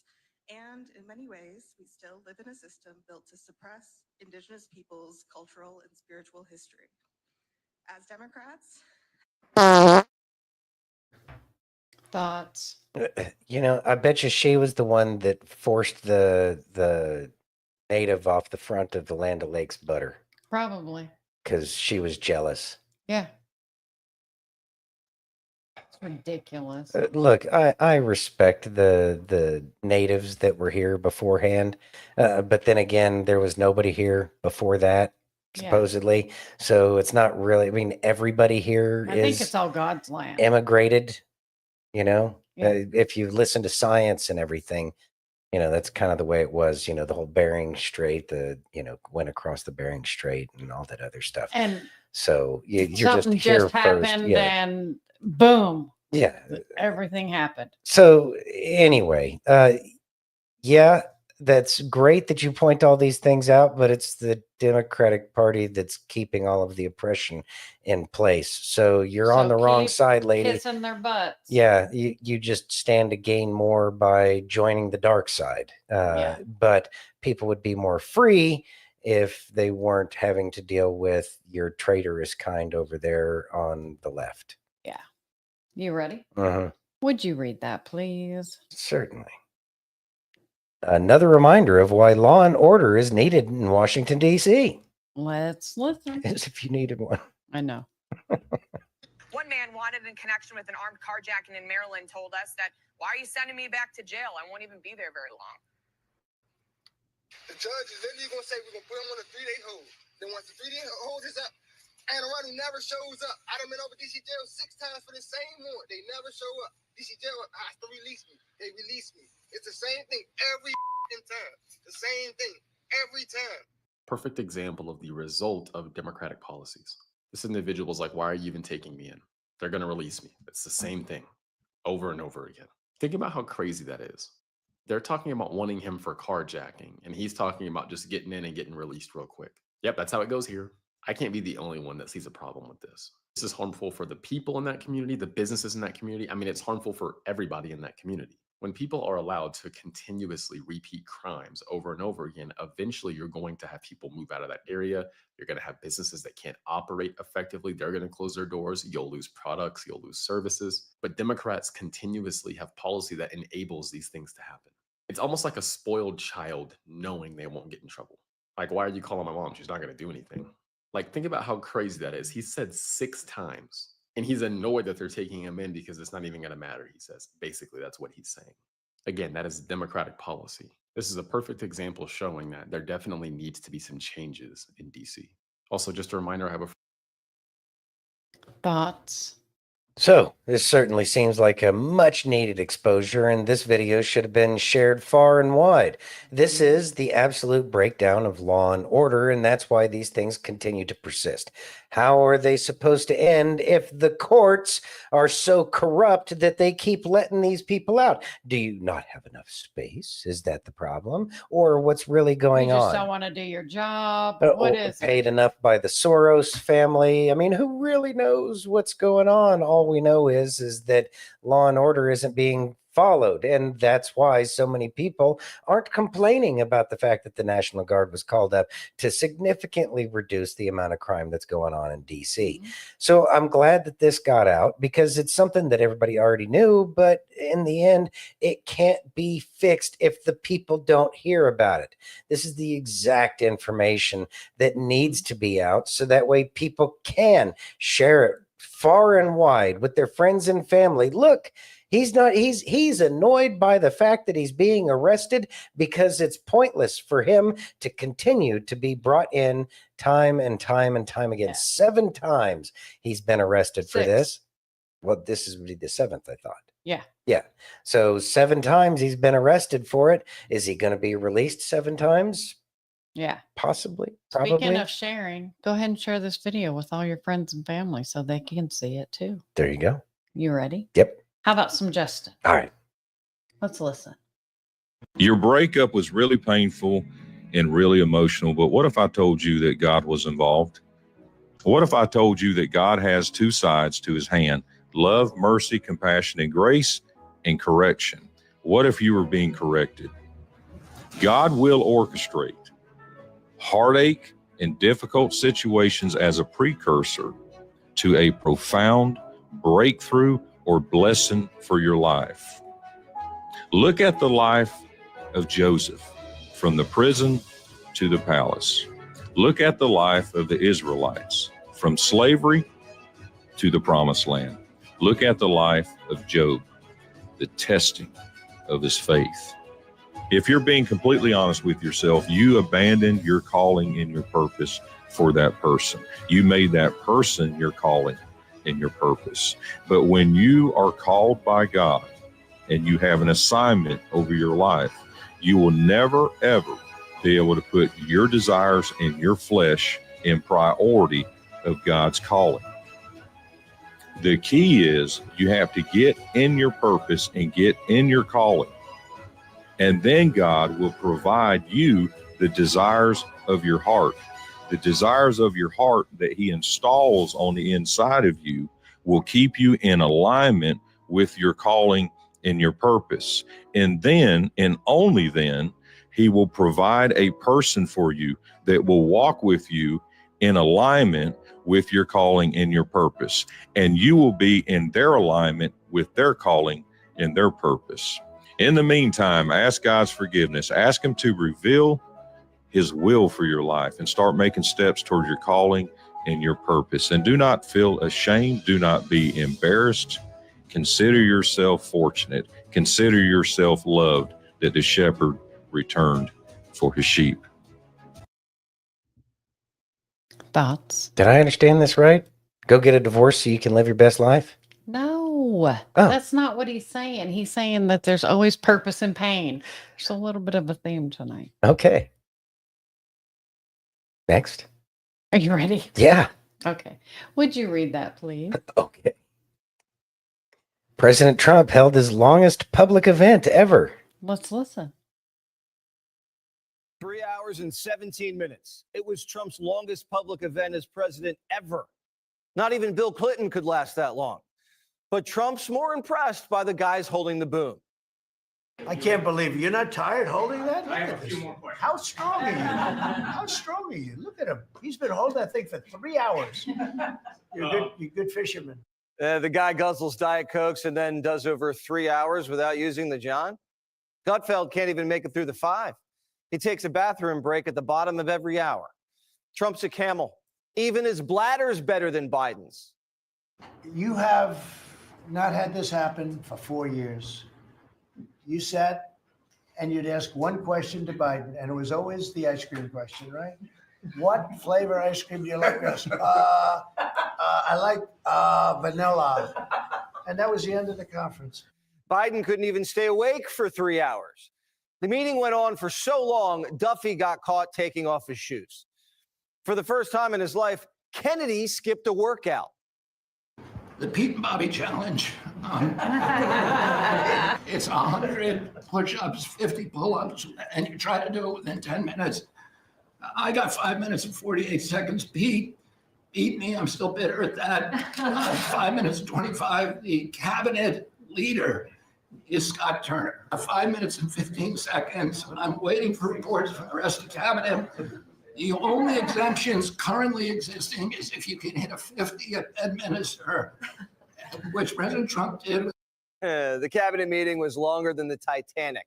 At one point, Rubio was like, I got to get back to work. You were elected as the president of working Americans, and that's why this Labor Day is so meaningful. For me personally, this is the most meaningful Labor Day of my life as someone with 4 jobs. And so at one point, after they'd covered everything, they didn't have anything to say. So they just started teasing Schumer. Poor stupid Chuck Schumer, the guy. He looks like he's aged 100 years. And I don't like getting into looks. You know, looks don't mean anything, right? When you're in politics, looks don't matter. I look at Pam, I would never say she's beautiful because that'd be the end of my political career. When he was shooting The Apprentice, board meetings, they went for hours, so this was a breeze. Axios calls him the chairman of all boards.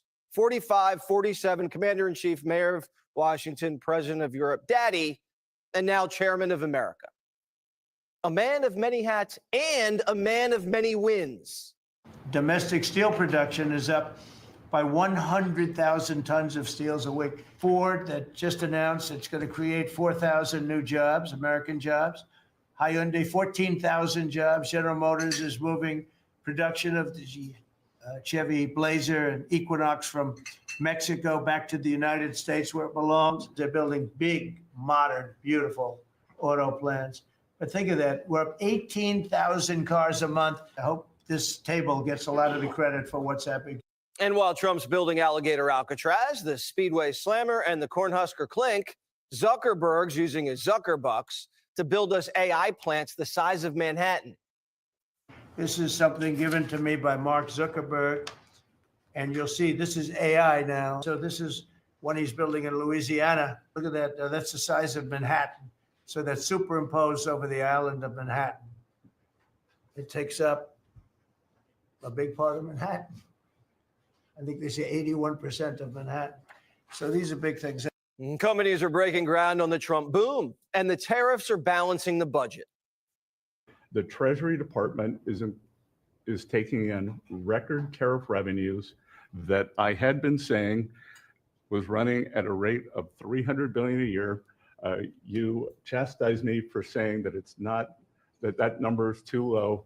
And as usual, you're right. I think we could be on our way well over $500 billion, maybe towards the $1 trillion number. Tariff stimmy checks on the way, courtesy of DJT. You take that stimmy and you sign up for Fox One. You can stream Waters and Tom.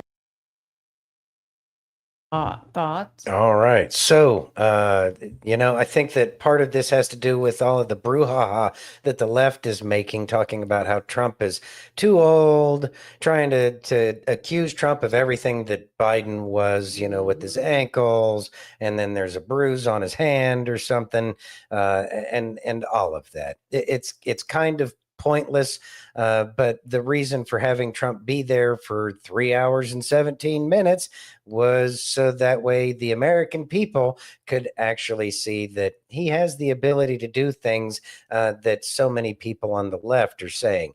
Everything out of the left really seems like it's propaganda when you're paying attention to what's happening and you listen to both sides. President Trump is very lucid. He's very aware of what's going on. And he can run circles around a lot of people way younger than him. Yes, he can. So these are the things that I think it's all kind of part of the game. And you have to be paying attention because he's not going to just come out and say, see, I'm healthy. He's just going to show you. And that's what President Trump does is he doesn't talk about it. He does it. He goes out there and he makes it happen. And I think that that's one of the great things about President Trump is he just makes it happen. He does. He does. Thoughts? Or I'm sorry. Are you ready? I'm out of thoughts. Would you read that then? Yeah. Trump doubles down on Operation Warp Speed, one of the greatest achievements. All right. I got to listen closely here. Yeah. There's got to be comms or something. Listen carefully. Yep. All right. Despite COVID, which was a very unfortunate situation for the whole world, we did a great job with it. Never got the credit for the job we did. Operation Warp Speed, people say, is one of the greatest achievements ever in politics or in the military, because it was almost a military procedure.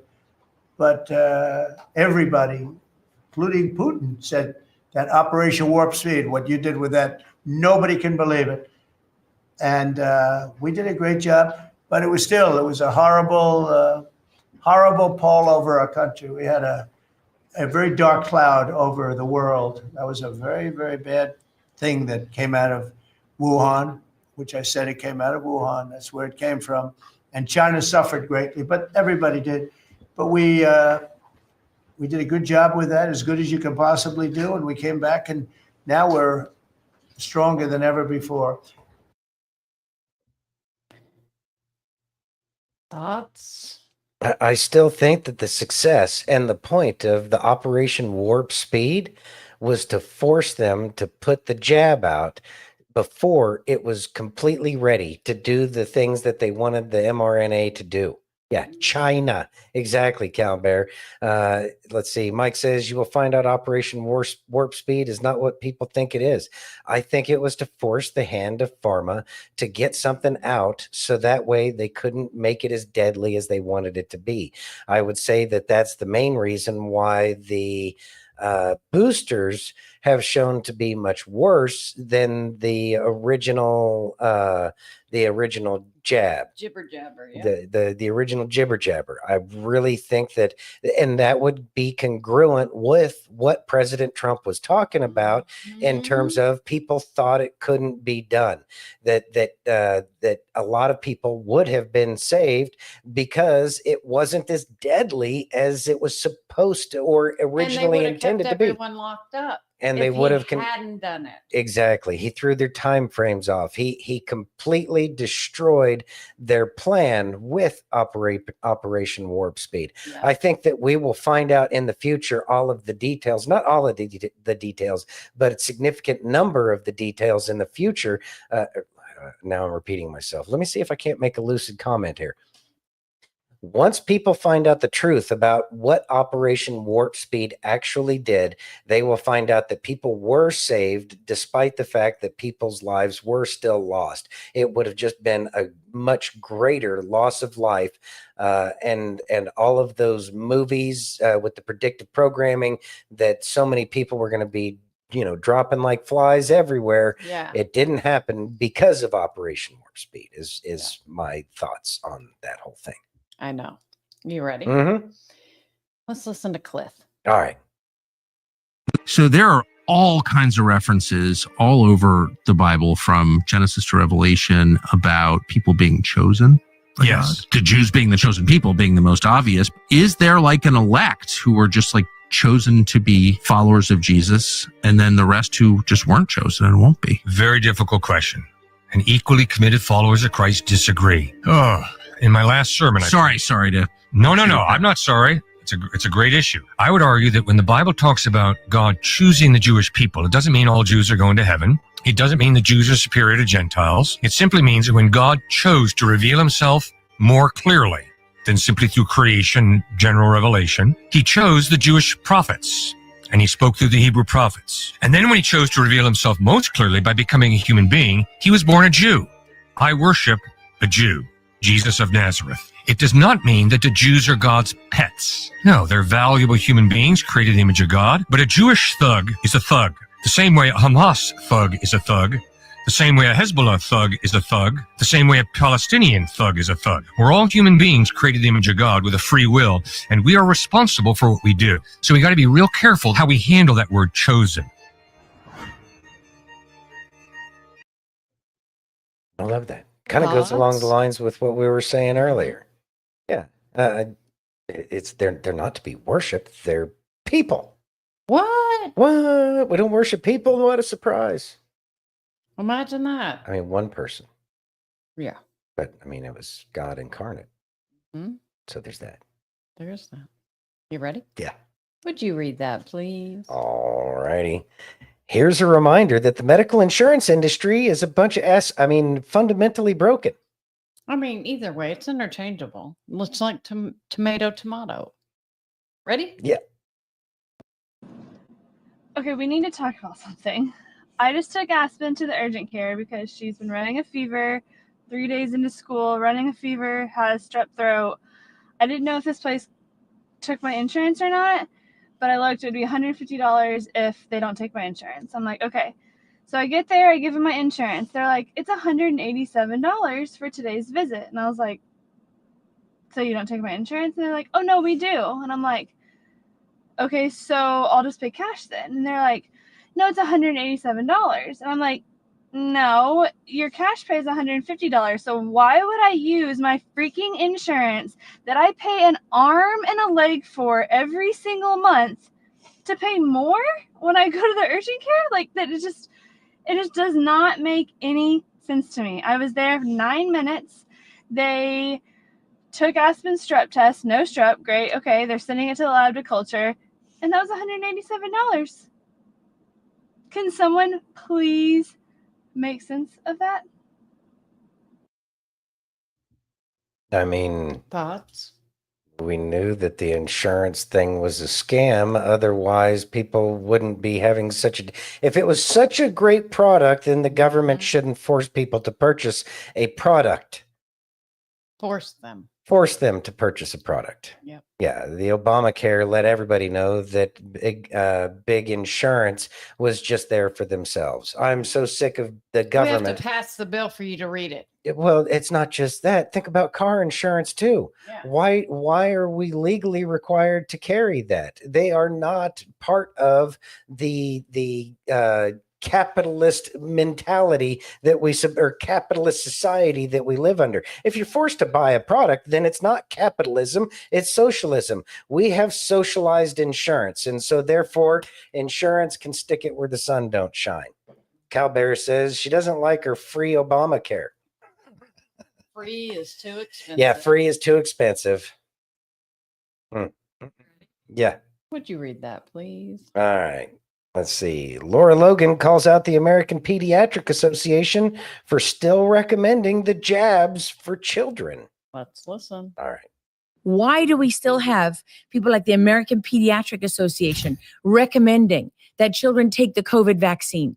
You know, RFK Jr. is a great man. I firmly believe he's a great man. And I know he's up against a lot, but there is no vaccine. It doesn't prevent COVID. It's not a vaccine. It's a weapon system of its own. And it has no place in the United States of America today. And the vast majority of people out there want the truth. They want you to tell them the truth about all of it. About autism and vaccines, vaccine injured, the COVID vaccine, the not vaccine. They want the truth about all of this stuff. And yeah, it's great. We got red dyes out of the food. And yeah, it's great. Everyone's moving to a healthier movement. But where's the accountability for Fauci and all of the others who murdered people, not just in this country, but all over the world? What we are talking about here is crimes against humanity. Thoughts? Been saying that for a while. Nuremberg 2.0. That's what these companies need that have put this biological weapon against the people of this entire planet. Absolutely awful. And so many people knew what they were doing. If you just go back through the stuff that O'Keefe was doing when he was getting the information, there were whistleblowers saying that they knew that it was bad for people. They knew that what they were doing was wrong inside of the big pharma. Those are crimes. They're just huge crimes. And it was a conspiracy along with individuals within the government. And that is the real problem. We really do need to see some justice happening with this, especially as they get more and more aged, and then they're just not going to care at a certain point in time. It's something that pisses me off more than anything else, because I know so many lives have been lost because of that gene weapon that they unleashed against the people. Mike says, if you're taking the jab now, it's natural selection. Pretty much. I guess that's a way to look at it. You ready? Cold, but then again, nature isn't cold. Ready? Yeah. Let's listen. All right. The kingdom of heaven. Okay. Is like a treasure hidden in a field, which a man found and covered up. Then in his joy, he goes and sells all that he has and buys that field. What do you mean by that? No, I don't. Look, let me say it another way. Instead of, it is like a merchant in search of fine pearls. There's no way to feed these one pearl of great value. Went and sold all that he had and bought it. Listen carefully, because this is accessible to all of you, regardless of race or creed. It's the last thing we need. The kingdom is so valuable that once you have glimpsed it, it's worth parting with everything you have in order to gain it. We shouldn't burden it. Even though to others you might look like a fool, throwing away your life savings to buy what would look to others an unremarkable field. But you know of the hidden treasure. That makes it worth everything. Have you come closer to hear better? No, there is an issue.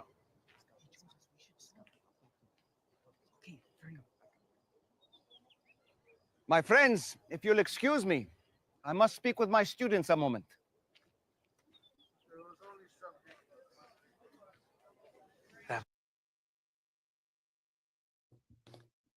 I wish they would have played it a little bit longer, but Yeah, they're because talking they didn't about get the into the miracles. miracles. Yeah, they didn't get into the miracles. So And I tried to find it, but it's such a good thing. And also about don't worry about what other people are looking at you when you purchase something that has value for you. There you Like go. the guy who bought the field. Well, and giving up everything for the one thing of value is the most important thing, even though you can't purchase it. Right. You can't. There you You go. ready? Yeah, I'm ready. Would you read that, please? All right. Megan Kelly asks questions she's not supposed to ask. Candace Owens hilariously responds. Let's listen. All right, let's see. No, Megan, no! I have absolutely no skin whatsoever in defending any lobbyist group, including APAC. Right. So I would love to know what they do to get the loyalty of politicians, because I will say I have had multiple reach outs to me, both from friends and from connected people in DC, begging me to go to Israel with them. And I have said no every time. I'm just too busy. I have 3 kids. I have a full-time job. Like, Sure. I'm not doing it. But lately it seems like it's coming to be even more, because I feel like there's a contingent of people who are worried that they're losing me. And I've said that you're not losing. I'm not on Hamas's side. No, God, no. Nobody's on Hamas's side. But it's been a while now that this has been going on. Right. And we're getting more involved with the Iranian bombing and so on. Sure. And my own feelings are, I'm looking at Israel in a different way right now than I was on 10/8, that's for sure, of 23. Right.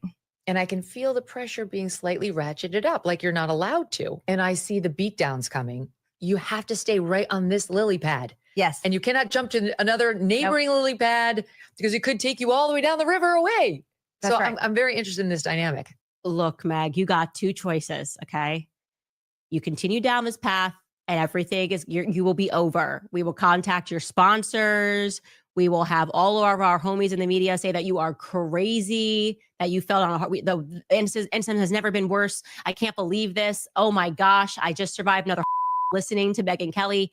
Or your other option is to take a flight to Poland and take a picture in front of, Auschwitz to show that you've learned your lesson here. Do you hear me, Megan? Because we're your friends. We're your allies, Meg. We love you, Meg, so much that we just have to threaten your entire life to save you. I cannot tell you guys, I know the night that they pressed the button. Like, I know how this works. I was sitting on a plane. I had just done Tucker's show. What was that, 2 years ago? And I got this text from somebody who's Zionist, who I've been friends with for a long time. And they quite literally wrote in the text, like, you don't want to go down this route or I can't protect you. And I wrote back, look, I'm not a little girl. I know what I'm saying. I know what I believe. And I want to say that. The next day I woke up, and I promise you, one day I will reveal these messages. I promise you, it was like my whole life had been stripped away. Like, it was like, that was the final, like, we can save you. We're your friends and you're out. We love you. Don't make us do this. And then the button got pressed and my life was over. So, Meg, it's one or the other. You're right. You can't jump on one lily pad. Thoughts? All right. I think that, a lot of these people are compromised in so many ways. It does seem to be that there are some indicators that point out that so much of what Candace Owens says is kind of deep statey. Married to a Rockefeller, and that's another thing too. Is not all Rockefellers are bad. Just probably the ones we hear about so many ways. But anyways, and then Silver says Candace is charming and intelligent and is controlled opposition. Yeah. And I'm not so sure about Megan Kelly. Exactly. That's why I play. You gotta use your discernment. Yeah. Everything I play, we don't agree with. Well, yeah, exactly. Well, and we play Alex play Jones. We things. play a lot of things because I'm pretty sure Alex Jones is compromised in so many ways as well, because he went through that whole the legal thing that so many TV personalities have to go through. Mike says she lures you in with the 75% truth and 25% deep state propaganda. Yep. That, and she's got like the whole perfect, clothing and Perfect makeup everything, and perfect. Yeah, when I see that much perfection, I start to question a lot more. Yeah. You ready? Yeah. Let's listen to CNN whining about numbers. Oh, God. Look, the Democratic brand right now has about the appeal with the American voter as the Cracker Barrel rebrand has with the American consumers. Bad. What are you doing? Oh, my goodness gracious. What are we talking about here in terms of big party registration changes in the key swing states? Let's look at the key 4 swing states that, in fact, do keep track of registration by party. Look, the Republican Party is in their best position at this point in the cycle since at least 2005. In all 4 of these key battleground states, we go out to the Southwest, Arizona. How about Nevada? Republicans haven't done this well since 2005.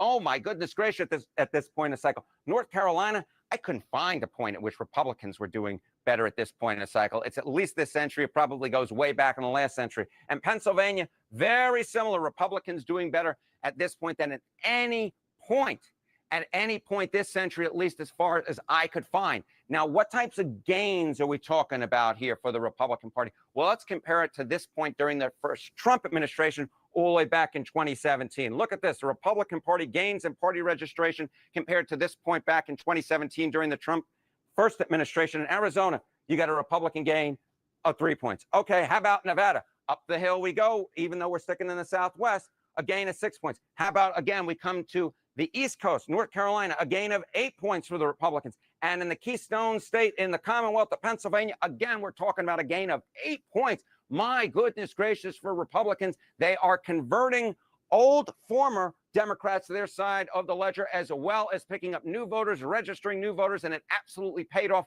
for them back in the 2024 election. Thoughts?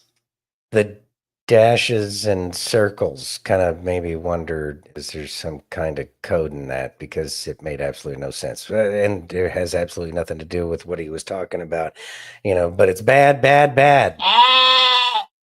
So let's see, CNN whining about gains on the Republican side. Not a surprise, but Nevada has been more red than most people think. The thing that I always loved about Nevada is it was always a purple state.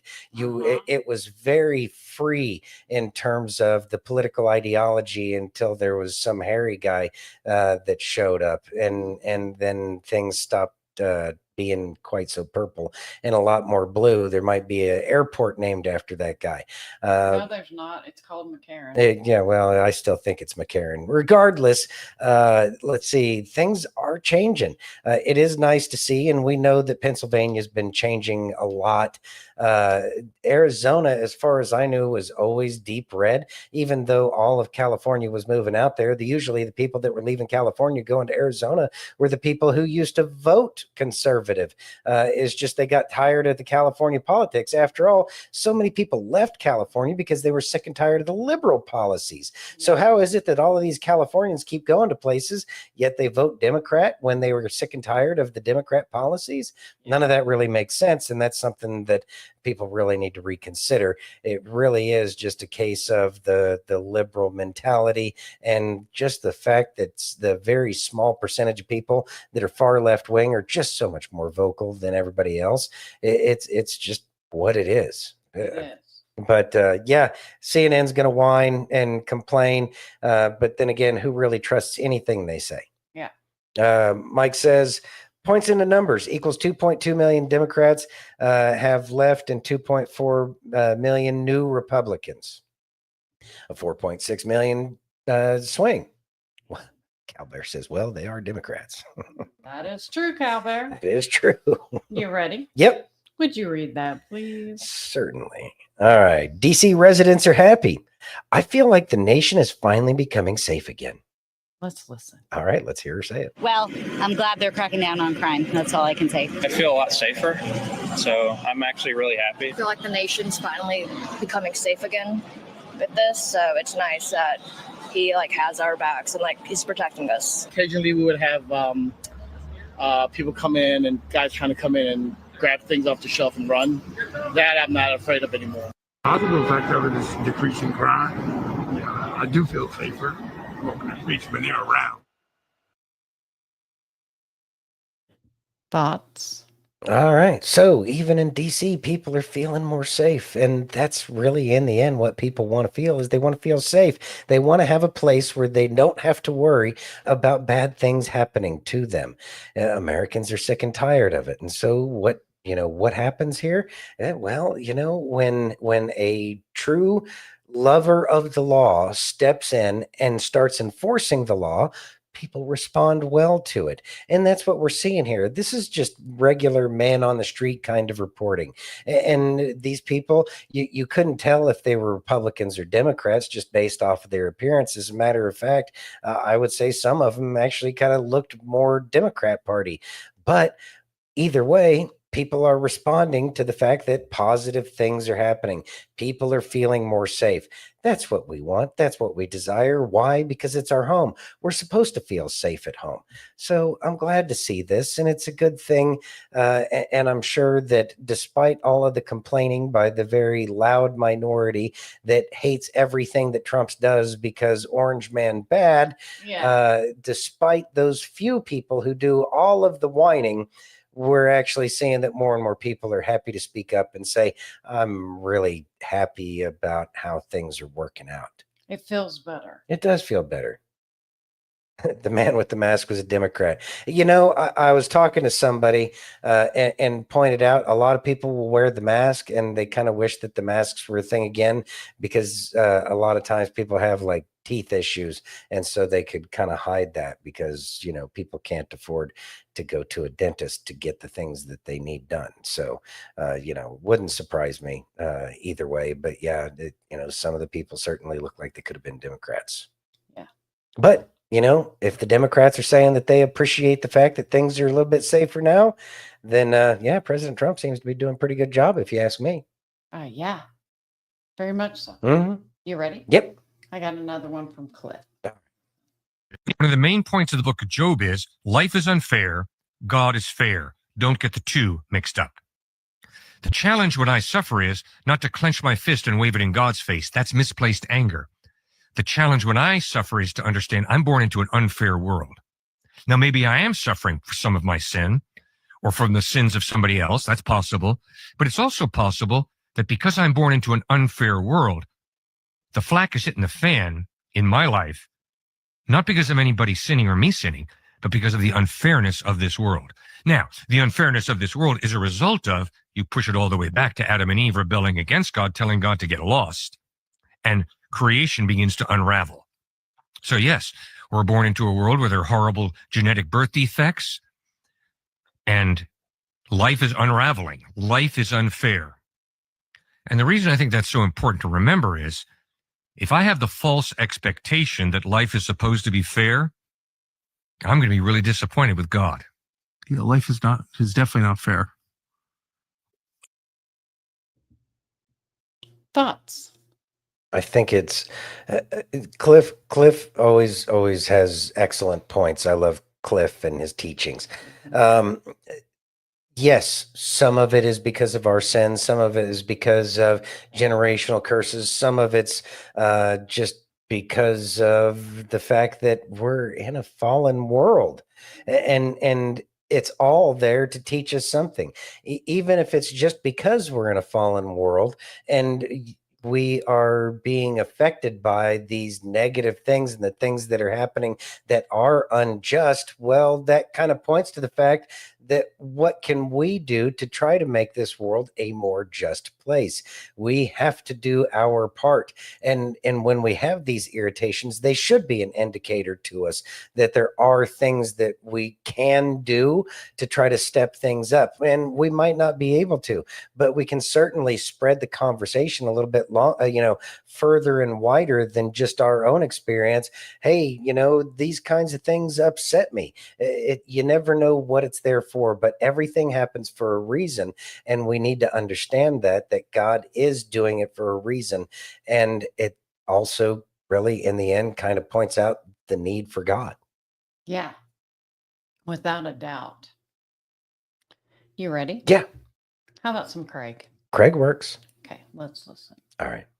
Today, when we're wrapping up the message series called God Just Tell Me, what I want to do is I want to show you pastorally the 3 most common mistakes that I see people make when they're trying to discern God's will. And I got really good news for you. If you are seeking Him, the good news is you're not as far off as you might think. The title of today's message is 3 Ways You Miss God's Will. Would you pray with me? Father, we thank you that you are a good God, that you love us, and God, that you want to direct our steps into your perfect will. God, would you use your word to teach us how to know you personally so we could follow you intimately?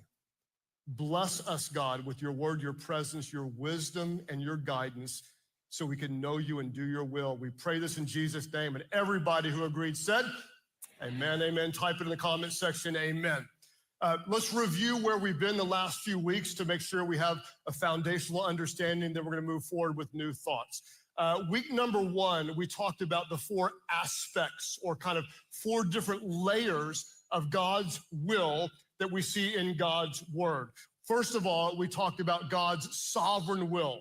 This is his overarching master plan that will come to pass. No matter what you do, no matter what anyone else does, God's sovereign will shall be done on earth as it is in heaven.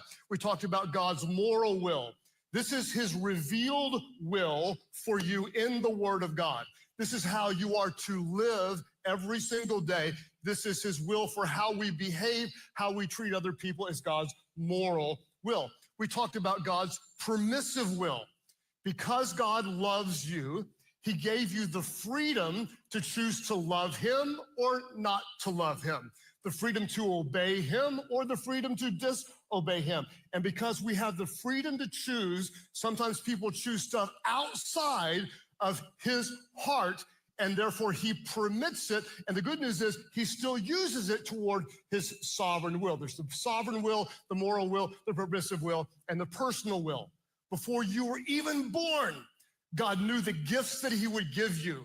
He created you in Christ Jesus to do good works before you were born. This is the personal will for you to make a difference in the lives of others. And God has these different aspects to direct us toward his perfect will. Week number 2, we talked about the reality that Do that one tomorrow. Okay. Because this is a long video, so I'm going to break it up. It's like 35 minutes long. Yeah. Yeah. All right. So thoughts? No, I was actually trying to do some research over here. Well, share. I have nothing to share of value at this point in time. Well, what research were you doing? Okay, fine. I was trying to figure out who Phil Godlewski is, Oh, okay. and I didn't find out much. Anyways. Oh, okay. Thank you. Okay. You know what? If we got 9 minutes left, if we have nothing else, we have nothing else. Ready? Yeah. All right. All Let's right. listen. All right. There is no tomorrow. Marcus Aurelius once said, you could leave life right now. Let that determine what you do and say and think. Life is not guaranteed, and the only time you truly own is this moment, right now. Waiting for tomorrow is a dangerous illusion. Too often, we convince ourselves there's more time. We'll chase our dreams later. We'll fix things later. We'll become who we want to be tomorrow. But the truth, tomorrow doesn't exist. If you want change, if you want growth, act today. The future is created by what you do in this very second. Don't let fear or doubt hold you back. There is no tomorrow. You've been gifted this day, this moment. Use it to live with purpose, with courage, and with relentless action. Are you ready to seize the present?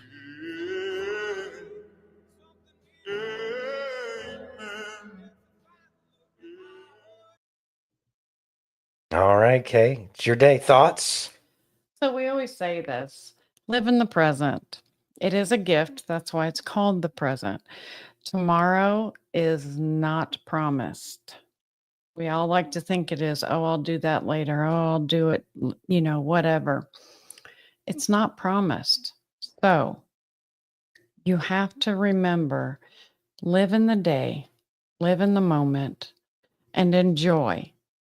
And as you're going through your day, there might be things that upset you. But honestly, if you get angry, what does that even accomplish other than making your blood pressure go up and your heart rate go up and making you just feel absolutely awful? So just absolutely remember that as you move forward, tomorrow's not promised. Live in today and enjoy life because that's what we're all here to do. Excellently said. It's all about what you have available to you now. The past is not available to you. The future is not available to you. So what do you have? You have the now. Always make the most of what you have in the present because nothing else is promised. That's right. All right, everybody. Well, we're a little short tonight, not too much, but anyways, we're going to go ahead and call it an evening. But we do appreciate each and every one of you for joining us tonight. And thank you for joining us. Apparently, we got Facebook back up, YouTube, Twitch, Rumble, Locals, and Pill.net.